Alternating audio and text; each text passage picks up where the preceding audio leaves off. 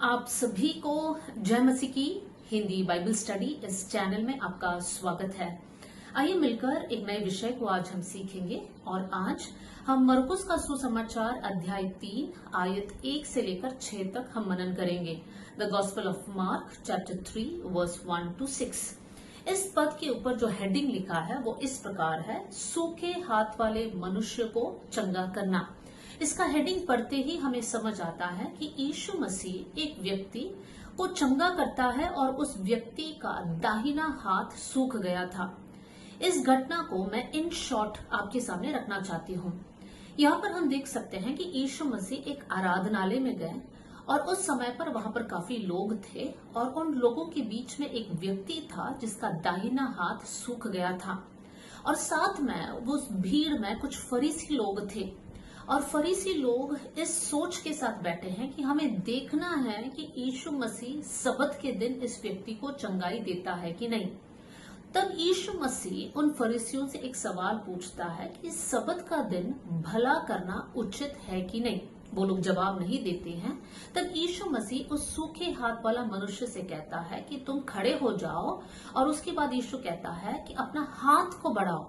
जैसा ही वो व्यक्ति अपना हाथ को बढ़ाता है वो चंगा हो जाता है। इस बात को देखकर फरीसी लोग आराधनालय से बाहर जाते हैं और वहां पर वो लोग यीशु के खिलाफ बात करते हैं। यीशु को कैसे हानि पहुंचाएं इस बारे में वो लोग सोचते हैं। तो आज इन 6 आयत पर हम मनन करेंगे और हम इन पदों को जब पढ़ते हैं मनन करेंगे।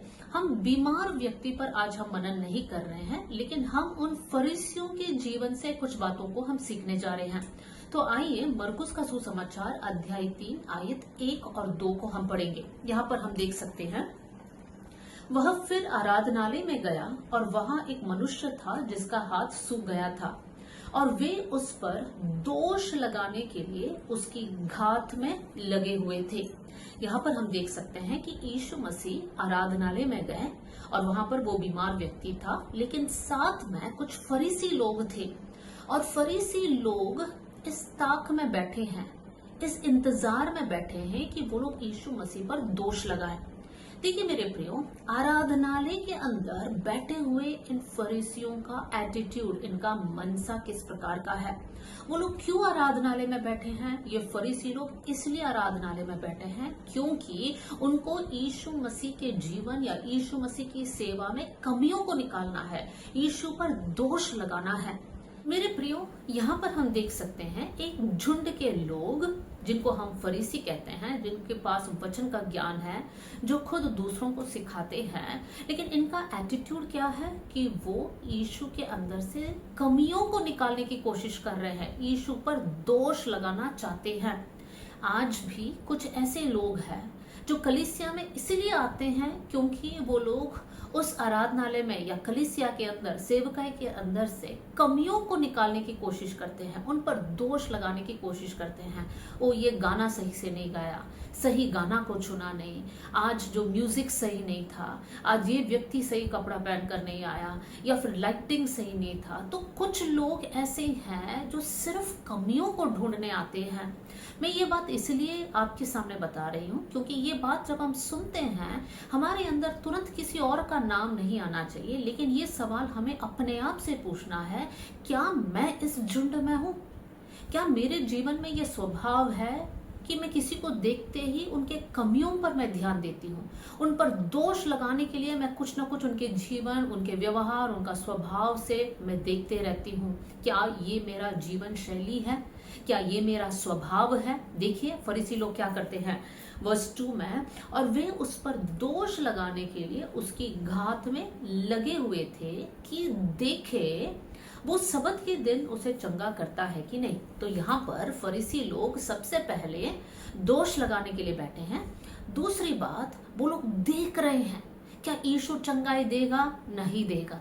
हम जानते हैं जब भी यीशु मसीह आराधनालय में जाता था तो यीशु मसीह वहां पर उपदेश देते थे, यीशु मसीह लोगों को सिखाते थे। लेकिन ये फरीसियों का मनसा देखिए, उनके अंदर ये मनसा नहीं है कि यीशु मसीह आ रहे हैं तो हम उनका वचन को सुनेंगे, हम वचन से सीखेंगे। ये उनका विचार नहीं है, लेकिन ये लोग ये सोच रहे हैं हम देखेंगे कि यीशु इस व्यक्ति को चंगा करता है कि नहीं।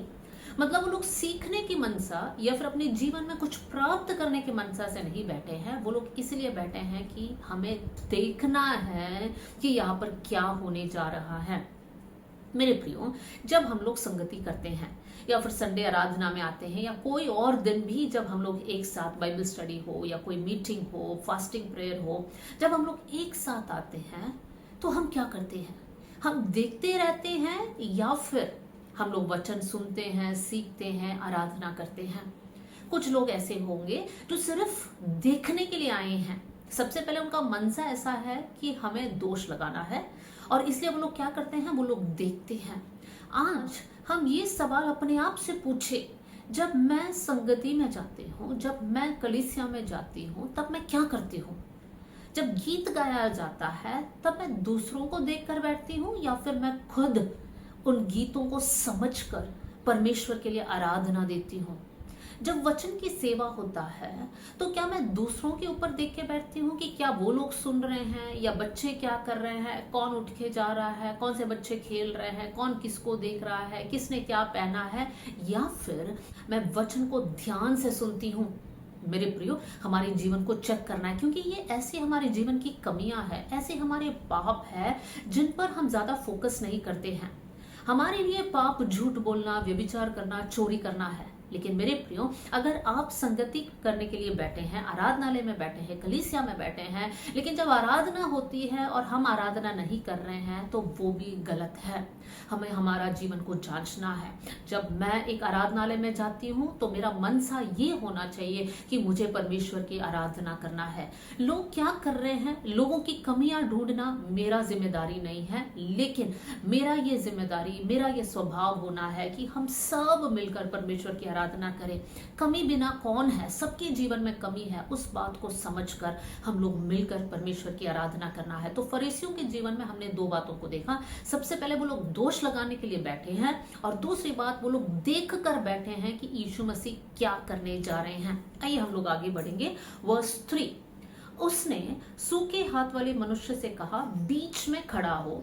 4, और उनसे कहा, क्या सबत के दिन भला करना उचित है या बुरा करना, प्राण को बचाना या मारना? यीशु मसीह एक सवाल पूछता है, क्या सबत के दिन अच्छा करना उचित है या फिर बुरा करना उचित है? लेकिन वो लोग क्या जवाब दिए? वे चुप रहे। फरीसी लोग चुप रहे। क्यों वो लोग चुप रहे? क्योंकि फरीसी के अंदर ऑलरेडी ये मनसा था कि हमें देखना है यीशु क्या करता है, हमें दोष लगाना है, हमें कमियों को ढूंढना है, हमें यीशु मसीह की बुराइयों को सब जगह जाकर करना है। तो इस मनसा के साथ जब फरीसी लोग बैठे हैं, यीशु मसीह एक सवाल पूछते समय वो लोग जवाब तक नहीं देते हैं।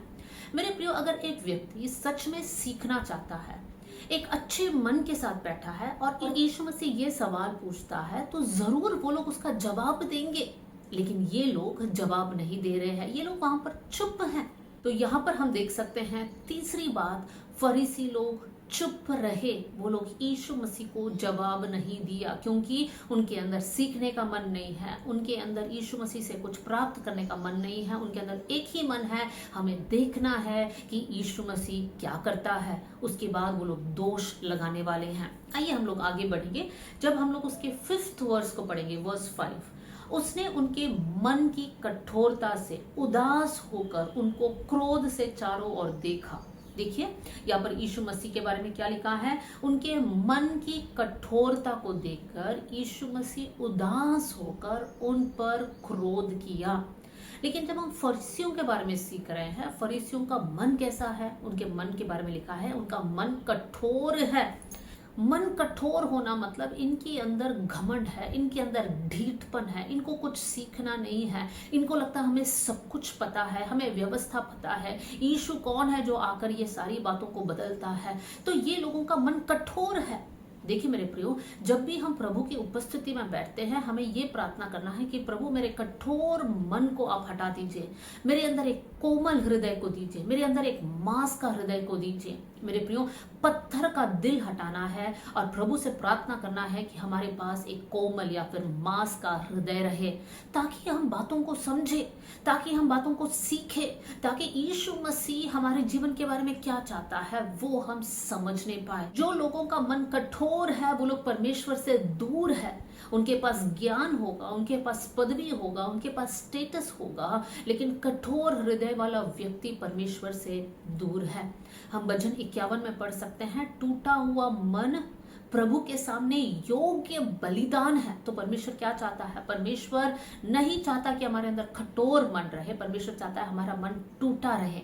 जब हम लोग टूटापन की अवस्था से होकर जाते हैं तब हमारे अंदर नम्रता है। जब हम लोग नम्र हृदय के साथ प्रभु के सामने बैठते हैं, परमेश्वर हमसे बात करेगा, परमेश्वर के वचन से हम सीख पाएंगे, परमेश्वर के वचन के अनुसार हम चल पाएंगे। तो यहाँ पर हम लोगों ने अब तक 4 बातों को देखा। सबसे पहले हमने देखा ये लोग दोष लगाने के मनसा के साथ बैठे हैं। दूसरी बात हम देख सकते हैं इन लोग सिर्फ देखने आए हैं। तीसरी बात, वो लोग चुप है, यीशु मसीह के सवालों को वो लोग जवाब नहीं दे रहे हैं। और चौथी बात, वो लोग कठोर दिल वाले लोग हैं, घमंड से भरे हुए लोग हैं। आइए हम लोग आगे बढ़ेंगे। हम पढ़ेंगे वर्स 6, वर्स 5 का लास्ट लाइन। और उस मनुष्य से कहा अपना हाथ बढ़ा, उसने बढ़ाया और उसका हाथ चंगा हो गया। वर्स 6, तब फरीसी बाहर जाकर तुरंत हेरोदियों के साथ उसके विरोध में सम्मति करने लगे कि उसे किस प्रकार नष्ट करे।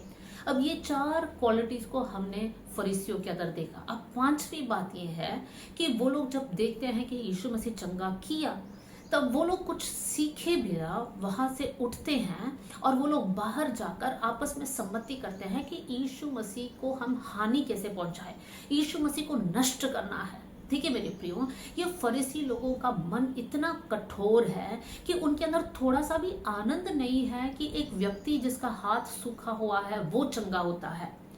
वो लोग इस बात से आनंदित नहीं है, वो लोग इस बात से खुश नहीं है कि किसी का जीवन बदल गया है, किसी को चंगाई मिली है, किसी को छुटकारा मिला है। उनको इस बात से कोई लेना देना नहीं है। उनको बस एक ही बात है कि हमारी व्यवस्था जहां पर लिखा है सबत के दिन काम नहीं करना, तो यीशु मसीह ने चंगाई कैसे दिया, उस बात को वो लोग लेकर बाहर जाकर वो लोग सम्मति करते हैं। देखिए मेरे प्रियो, हम लोग यहाँ पर देख सकते हैं फरीसी लोग बाहर जाकर, इनफैक्ट हम ये शब्द को ले सकते हैं, चुगली कर रहे हैं। यीशु के बारे में उन लोग चुगली कर रहे हैं कि यीशु ने ऐसे किया, यीशु ने वैसे किया, व्यवस्था के खिलाफ गए। लेकिन वो लोग ये नहीं सीख रहे हैं, उन लोग ये नहीं समझ रहे हैं। जैसे यीशु मसीह पहले फरीसियों से पूछता है कि सबत का दिन अगर तुम्हारा एक भेड़ अगर गड्ढे में गिर गया, क्या तुम उसे नहीं उठाओगे? तो यीशु मसीह उनको ये समझाता है। तो मनुष्य भेड़ से कितना ज्यादा मूल्य को रखता है, लेकिन कठोर हृदय होने के कारण वो लोग ये नहीं समझते हैं कि सबत का दिन, विश्राम का दिन, वचन या व्यवस्था उनको जब दिया था उसका क्या अर्थ था। और यहाँ पर यीशु मसीह जब भलाई करता है तो उनको विरोध नहीं करना चाहिए। कठोर हृदय, वो लोग जो सोचते हैं वो सही है, वो लोग सीखने का मन नहीं रखते हैं और साथ में बाहर जाकर यीशु मसीह के खिलाफ, यीशु को नष्ट करने के लिए सम्मति करते हैं। तो यहाँ पर हम देख सकते हैं इन फरीसियों के जीवन में 5 ऐसा स्वभाव है जो हमारे जीवन में नहीं होना चाहिए। एक और बात मैं रिपीट करती हूँ, और जब हम लोग इन बातों को सीखेंगे तो हमारे अंदर ये विचार कि प्रभु अगर मेरे अंदर ये स्वभाव है तो वो निकल जाए। सबसे पहले दोष लगाने वाला स्वभाव, दूसरी बात देखकर बैठने का स्वभाव, तीसरी बात जवाब नहीं देने का स्वभाव, चौथी बात कठोर हृदय उनके अंदर है, और 5वां स्वभाव वो लोग बाहर जाकर चुगली करते हैं और यीशु मसीह को नष्ट करने के बारे में सोचते हैं। जब हम लोग इन वचनों को सुनते हैं, सीखते हैं, तो हमारे अंदर एक सोच आ सकता है, क्या हम अगर हमारी संगति में देखते हैं कि कोई व्यक्ति गलत कर रहा है तो क्या हम आंख बंद करें, क्या हम नजरअंदाज करें?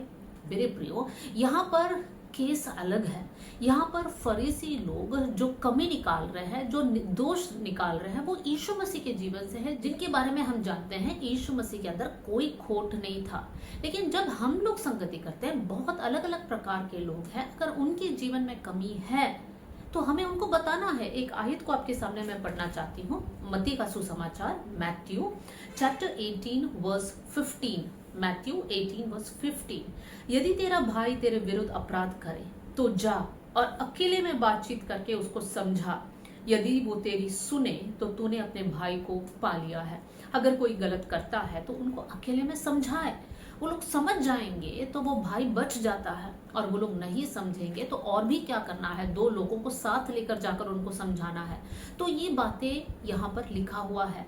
तो इसका ये मतलब नहीं कि कोई गलत कर रहा है तो हम उनको ना समझाए, लेकिन फरीसियों का स्वभाव अलग था कि गलती नहीं होने पर भी वो लोग गलत बातों को ढूंढने की कोशिश कर रहे हैं, दोष लगाने की कोशिश कर रहे हैं। मेरे प्रियो, पाप पाप है। अगर कोई पाप करता है तो हमें उन्हें प्रेम से समझाए, लेकिन कभी कभी जब गलत बात नहीं भी होता है, लेकिन अगर हमारा मन सही नहीं है तो हम गलतियों को ढूंढने की कोशिश करते हैं। वो आज उनके साथ, उनके परिवार में ऐसा ऐसा था, वो मुझसे बात नहीं किया, इसने मुझको देखा नहीं। ऐसी ऐसी बातों को जब हम लेकर बैठते हैं, हम भी फरीसियों के समान हैं, कठोर हृदय वाले हम बन जाते हैं। तो आज हमें सीखना है कि हम फरीसियों जैसा ना बने। हम दूसरों की चंगाई, दूसरों की छुटकारा, दूसरों की आशीष को देखकर हम आनंदित होना है, ना कि हम दुखी होना है फरीसियों के समान। एक और बात को यहाँ पर मैं बोलकर समाप्त करना चाहती हूँ। जब हम यीशु मसीह के जीवन को देखते हैं, यीशु मसीह इस सूखे हाथ वाला मनुष्य को चंगा करता है और उसके बाद हम देखते हैं वर्स 7 में यीशु अपने चेलों के साथ झील की ओर चला गया। देखिए मेरे प्रियो, यीशु मसीह को पता है कि ये फरीसी लोग मेरे खिलाफ बात कर रहे हैं, लेकिन यीशु मसीह वहां पर उनको समझाने नहीं जाता है, या फिर यीशु मसीह के अंदर डर नहीं है, या यीशु मसीह के अंदर दुख नहीं है कैसे ये लोग मेरे खिलाफ बात कर रहे हैं। यीशु मसीह अपना सेवा के अगले कदम पर आगे बढ़ रहे हैं, यीशु मसीह झील की ओर बढ़ रहे हैं। यहाँ से हम सीख सकते हैं, बहुत से वक्त हमारे जीवन में भी लोग कमियों को ढूंढेंगे, और ऐसी कमियों को जो वास्तव में कमी है ही नहीं, लोग हम पर दोष लगाएंगे, लोग हमारे बारे में झूठी बातों को फैलाएंगे, लोग हमारे बारे में तरह तरह की बातें बोलेंगे। उस समय हमें क्या करना है? यीशु मसीह ने जो किया वही हमें करना है। यीशु मसीह ना दुखी हुआ, ना उन्हें समझाने गए, ना किसी और को बोलने गए, देखो देखो ये फरीसी लोग ऐसे कर रहे हैं। यीशु मसीह ये सब कुछ नहीं करता है। तो यहाँ पर हम भी ये बात को सीख सकते हैं, जब लोग हमारे खिलाफ कुछ बोलते हैं, जब लोग हम पर उंगली उठाते हैं, तो हमें वहां पर शांत रहना है और हमें हमारे काम में आगे बढ़ना है, क्योंकि परमेश्वर हमारे लिए लड़ेगा। जब हम शांत रहेंगे, परमेश्वर हमारे लिए लड़ेगा। लेकिन जब हम स्वयं लड़ने जाते हैं, वहां पर बात और बिगड़ जाएगी और परमेश्वर वहां पर कार्य नहीं करता है। तो यहाँ पर हम क्या सीख सकते हैं? हम ये सीख सकते हैं कि हम आराधनालय जाएं तो एक अच्छे मनसा के साथ जाएं, दोष ढूंढने के लिए ना जाए, लेकिन आराधना करने के मनसा के साथ जाए, पूरे मन से परमेश्वर की आराधना करें। हम देखकर ना बैठे कौन ताली बजा रहा है, कौन कूद रहा है, कौन म्यूजिक बजा रहे हैं, लेकिन हम उस मनसा के साथ जा रहे हैं कि मुझे परमेश्वर की आराधना करना है। उस मनसा के साथ आप जाइए, कुछ सीखने का मन के साथ आप जाइए। अगर आपका मन कठोर है, प्रभु से प्रार्थना करें, प्रभु इस कठोर हृदय को आप तोड़ दीजिए और मेरे अंदर एक नम्र हृदय दीजिए, और किसी की भी चुगली ना करें। देखिए, हम तरह तरह के लोगों को देखते होंगे, लोगों का स्वभाव हमको पसंद नहीं आता होगा, लेकिन हमें एक बात समझना है, वो भी प्रभु के बच्चे हैं, परमेश्वर उनको बदल देगा। हम प्यार से उनको सिखाए, ना कि उनकी चुगली करें। अगर हम प्यार से बता सकते हैं तो अच्छी बात है, नहीं तो हम शांत रहे। किसी की भी चुगली बाहर जाकर नहीं करना। एक आराधना समाप्त होने के बाद बाहर आकर ओ ये ऐसा है, वो वैसा है, पास्टर ऐसे बोले, विश्वासी ऐसे बोले, इस प्रकार की बातचीत हमारे सामने, हमारे बीच में नहीं होना है। तो आइए हम लोग एक समर्पण के साथ आज इस वचन को समाप्त करेंगे। हम मिलकर प्रार्थना करेंगे। स्वर्गीय पिता, आज का वचन के लिए मैं धन्यवाद देती हूँ। ये वचन सुनने वाले हर एक भाई और बहन के लिए मैं प्रार्थना करती हूँ, परमेश्वर ये वचन हर एक से बात करने पाए। हम किसी की भी गलती ढूंढने वाले लोग ना बने परमेश्वर, हमारा हृदय कठोर ना रहे प्रभु जी। हम प्रभु संगति में जाते हैं, कलीसिया में जाते हैं, लोगों से मिलते हैं, प्रभु जी प्रार्थना के समय पूरे मन से आपकी आराधना करने वाले बन जाए। वचन को सीखने का एक मन हमारे अंदर देना प्रभु। हम किसी की भी चुगली ना करें परमेश्वर, लेकिन हम प्रेम से एक दूसरे को सुधार कर आगे बढ़ाए कर मैं प्रार्थना करती हूँ। थैंक यू प्रभु, आपने हमारी प्रार्थना सुन लिया। आदर और महिमा आपको देते हुए प्रभु यीशु मसीह के नाम से हम मांगते हैं, amen. God bless you all. जय मसीह।